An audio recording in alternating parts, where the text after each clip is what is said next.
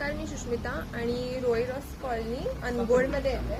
तर तुम्ही साप बघितला ना? हां, मी बघितलं. हा, तर मग तुम्ही काय बघितलं आणि ते जाऊ दे म्हणून पण तुम्ही सांगत होता आणि हां, काय म्हणजे ते म्हणजे तुम्ही जाऊ दे म्हणत होता? हां, मी जाऊ देते बाहेर. हा, म्हणजे कधी बघितलेलं तुम्ही? नाही, आजच बघितलं मी. नाही, आज म्हणजे कितीला बघितलेला? मी 12 वाजता बघितलं. तर बघू शकता तुम्ही 12ला बघितले होते त्यांनी. आणि काही लोक काय करतात, घाबरून आम्हाला कॉल करतात. तर हे म्हणाले की त्यांनी जाऊ दे म्हणून वाट बघत होते.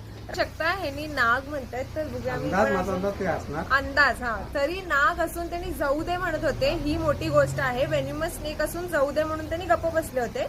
बर बर बर, चालेल. कधी पीळ वगैरे काही नाही.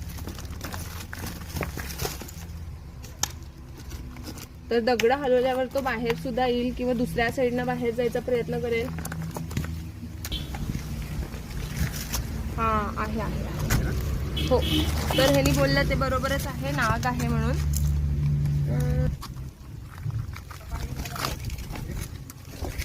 तर नाग आहे आणि थोडस असं शांत पण आहे. बिमार आहे वाटतं, म्हणजे आराम नसेल याला. तर मी ह्याला असं पकडते आणि त्यांनी बरोबर ओळखलं पण की नाग आहे म्हणून. आणि थोडासा साप तो वीक दिसायला लागलाय. तर हे बघा, असा नाग आहे आणि थोडासा वीक पण आहे. पण त्यांनी म्हणतात की आता फणा काढला. तर हे बघा, इकडे थोडंसं त्याचं स्किन गोळा झालेला दिसायला लागलाय, कारण की ते अंड खटलेलं असू शकतं आणि ह्याचं स्किन असं जरासं लूज पडलंय. आणि हे फक्त माणसांमध्ये असं नसतंय, प्राण्यांमध्ये सुद्धा असते. आणि मी नाग रेस्क्यू केलंय म्हणजे मी नाग बद्दल सांगते. ह्याचं स्किन असं गोळा झालेलं आहे आणि वीक पण आहे तो थोडासा, काही खाल्लं वगैरे पण नसेल. आणि एक इथेच कुठेतरी किंवा बाहेर दुसरीकडे घातलेत त्यांनी अंडी, आणि म्हणून त्याचं स्किन सुद्धा असं थोडंसं लूज झालेलं आहे.